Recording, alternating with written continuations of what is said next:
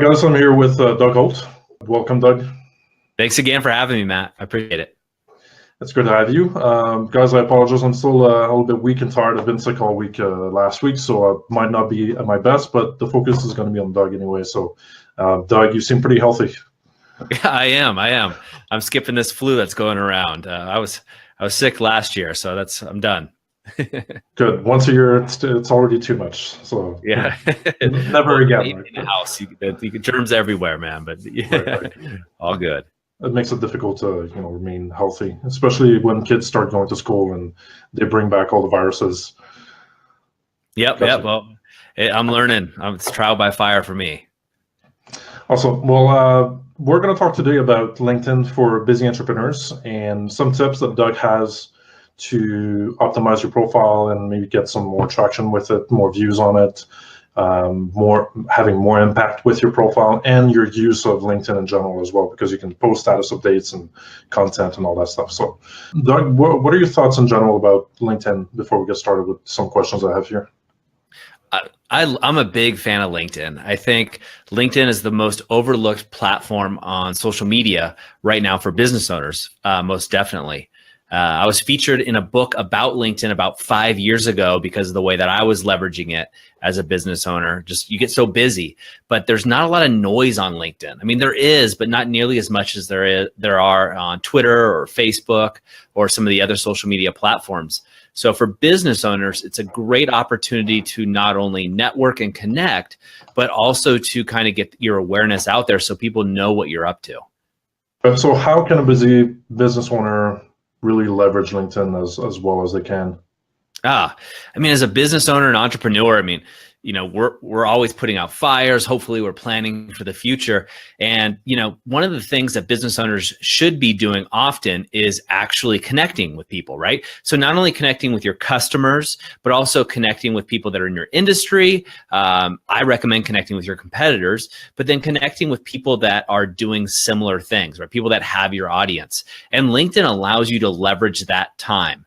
So I know when I started off in my entrepreneurial journey about 20 years ago, I would go to every networking type event there was. I mean, we've all been to them, right? Where everybody shows up and you're exchanging, hey, what do you do? Exchanging pleasantries and business cards. But what LinkedIn allows you to do is form good connections with people, have conversations, but it allows you to do this all from your office or your home or your mobile device. And you can actually connect with like-minded people or potential clients, people to work with. If you're looking for a mentor or a coach, whatever it may be, you can connect with people around the world at a much faster rate, but also have deeper connections rather than just standing around coffee, kind of the traditional things. And when you think about going to conferences, which are also great networking events, you can actually continue those conversations via LinkedIn or skip the conference altogether and just actually target those people that are going to be there. So it gives you a lot of variety, Matt. So how do you mitigate the fact that when you're connecting on LinkedIn or Facebook or anywhere else, you don't have really a lot of body language? I mean, you're basically connecting online.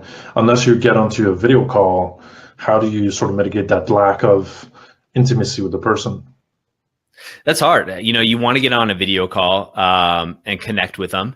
And, oftentimes I'll meet people like yourself or on LinkedIn and we'll go to a video call, which is what I try to do because I like people. So I like face-to-face when I can do it.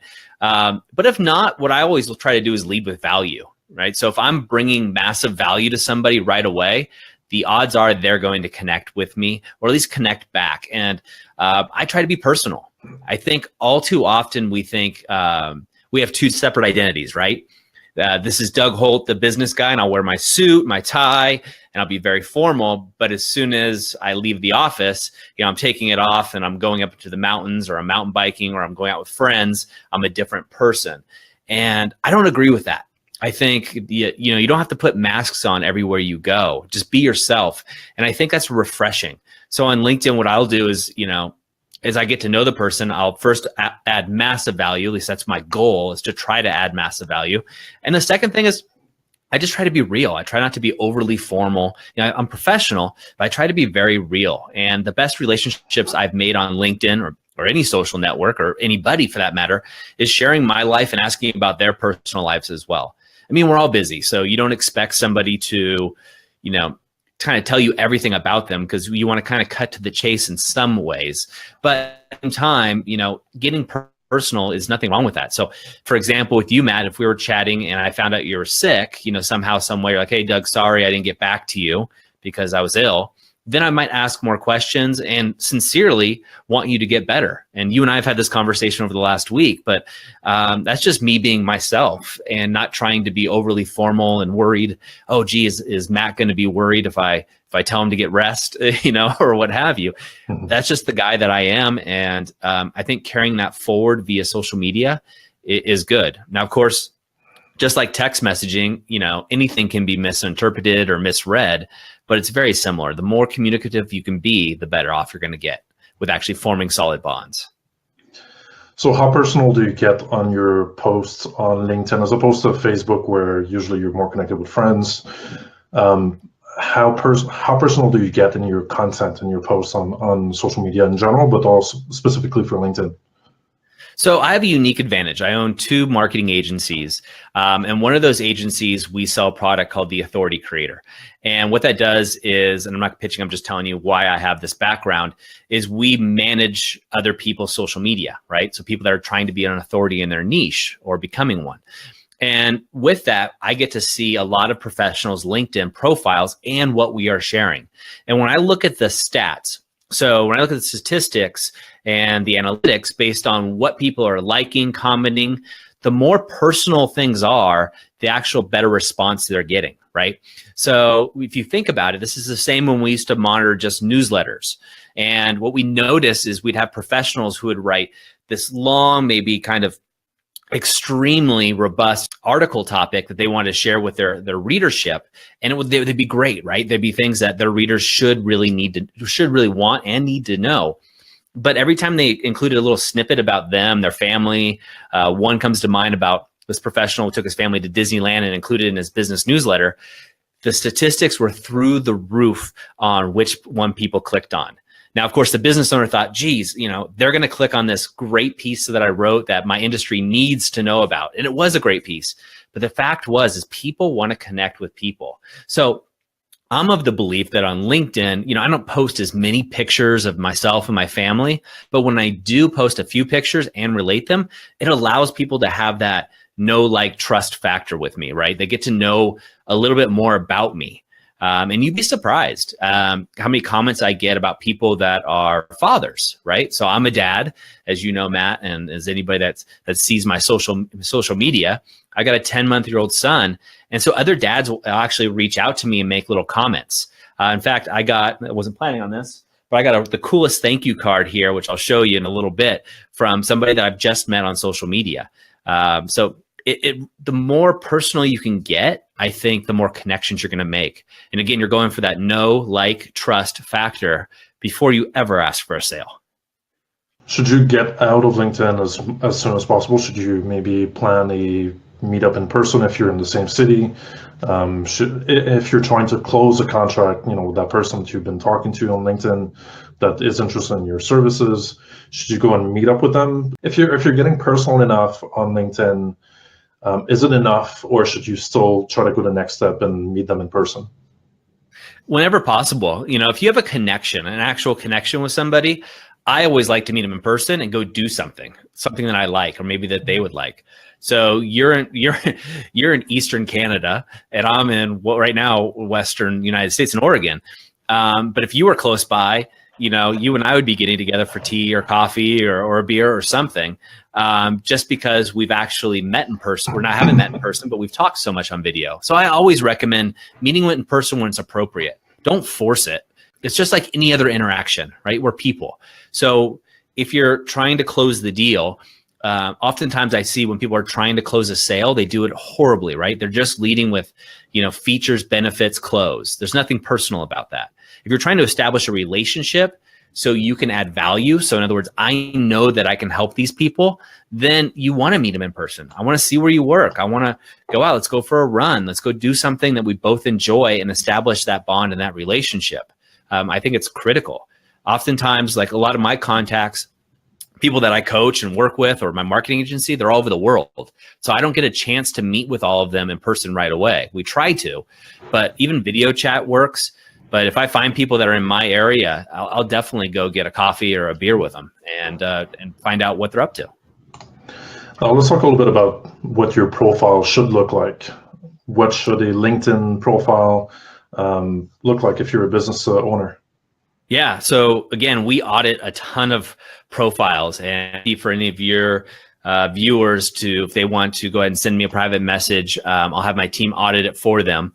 No charge to them. They have to mention that they are one of your friends or followers, though, to do that. But the first thing is you have to have a good headshot that showcases who you are, and make it recent. I can't tell you how many times that I've gone to meet professionals and it was a picture from like 20 years ago.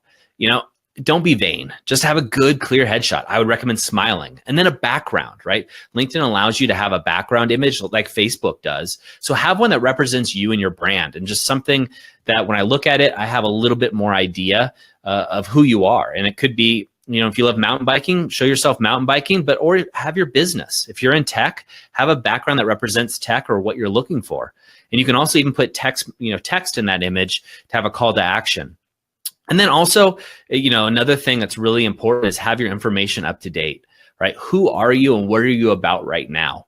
So, kind of your first paragraph should really be written in the first person, talking about who you are, like an introduction. So if I just met you, Matt, at a YPO or some kind of, meeting like Baby Bathwater or some of these events that are going on, or summit, then how would you describe yourself? And that's what you should put on there. Because you got to remember, anybody can find, a growth hacker. There's a lot of people that call themselves growth hackers, but the reason you get chosen over another is your personality. Something's got to click for me. Something's got to be unique, and something's got to stand out. Also, get recommendations, get endorsements. I can't tell you how many people that I go and I look at their profiles and they claim to be, the leading coach or the leading SEO expert or growth hacker or whatever, and they have no recommendations. And that blows my mind because people tend to give people recommendations if they're doing good work. And so there's no social proof on there. So I highly recommend everybody make sure they have social proof, clean picture. There's a lot more things we can go in, but make sure your profile is simply complete and really up to date. People check LinkedIn all the time. It's searchable. It's indexable, not only by Google, but also, of course, it's owned by Microsoft. So it's indexable by Bing. And Bing's getting a little bit more market share. So people are looking you up and they are finding you on LinkedIn. And so you want to make sure your first impression is as good if you met them personally. What are some common mistakes that people make on LinkedIn? Common mistakes? Well, not doing those things I just mentioned is a huge one, right? I can't tell you how many times I'll even get a connection from somebody email like, Doug, you and Matt should meet. And of course, not talking about you personally. And then they'll send me, they'll send my LinkedIn and that other person's LinkedIn message. That's common business practice these days. And I'll go to their profile and it's outdated. There's no picture. And it makes me wonder who this professional is. Now, I don't judge them just on that because I happen to play in this world a lot. So you expect me to be a little bit more up to date on it. But at the same time, if you are a service professional, and I'm thinking of somebody in particular, you should have that updated. You should be checking that. That is kind of your storefront these days in the professional world. If you're doing B2B sales, it's great. The biggest thing, the thing that drives me nuts are these not only canned, I don't mind that, but people that send, this, hey, I just want a sale. Can you get on a phone call because I want to talk to you about my product or service? They're not going through the know, like, trust or the seduction phase of the relationship. They're just simply saying, hi, nice to meet you. I don't know you. Buy from me. And that just doesn't work. It turns everybody off. And I can't believe that they get the sales. Another one, which is funny. And if you look at my LinkedIn, I have lightning bolts by my name, which I did a long time ago, which is kind of funny. But the auto bots that people use, they say, hi, lightning bolt, comma, and then they have their whole script. And I know they've sent that to 4,000 other people. So I just delete it. I don't even read those. And I imagine most people are the same way. So having that symbol is a great way of eliminating those people quickly. So those are a couple ways. I think, for a busy business owner, it's really tough, right? There's a lot going on. There's a lot of social media to be on top of. And I think when you're trying to go after a busy business professional like myself or like you, Matt, you really want to lead with value. And if you're not leading with value first, you're missing the boat. Business is about personal relationships. I believe that wholeheartedly. And, if you're not trying to establish that relationship and you're just trying to do commerce, just, hey, buy my thing and that's it, you're just going to quickly fade out, and you're going to try to go on to another industry and wonder why that didn't work. And you're going to repeat that pattern over and over and over again. I can't believe why people just keep doing that. I mean, every time that I receive a spammy message on LinkedIn or Facebook or an email, I mean, I automatically delete it. And I just need enough information. I check it out enough that I know that it's spammy, that it's not actually personal, and then I make that decision right away to delete it. And yet people keep doing it, right? Sure. I don't mind. I don't mind canned responses, right? I don't care if it's a generalized response. That's fine. But when I know you've sent that to your 4,000 people, it's like, come on, give me a break. Yeah. Great. And when is the time for someone, a busy entrepreneur, to bring in some professional help with their profile, but also maybe their content that they want to publish on LinkedIn? Yeah, so I'm an advocate, obviously, and full transparency, it's something that we do. So that's part of the reason I'm an advocate.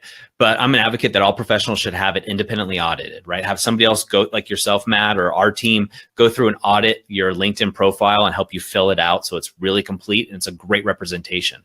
If you do business with business people, so if you do B2B or even B2C, but definitely B2B, you got to remember, and this is something that drives me nuts, and I've talked to service providers and they can't get this, is bring in somebody to monitor your LinkedIn on a daily basis.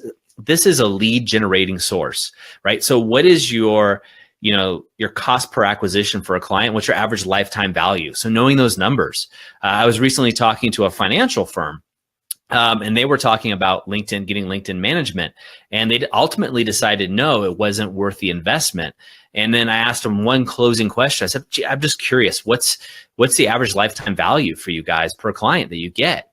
And then when they told me the number and I related it to what they were actually going to be paying, it was ridiculous. One client would have paid for 10 years of LinkedIn management. Right. And so it blows my mind that busy business owners don't invest. It doesn't make any sense. Have a professional to work on it. I spend thousands of dollars every month having people help me out with my LinkedIn, monitor it, optimize my images, things of that nature, because getting one client to me, just one client would pay for the whole year right there, let alone building that trust factor. And yeah, it's somebody else that's on there helping me out with LinkedIn. They are responding for me. So that is something you have to be very careful with.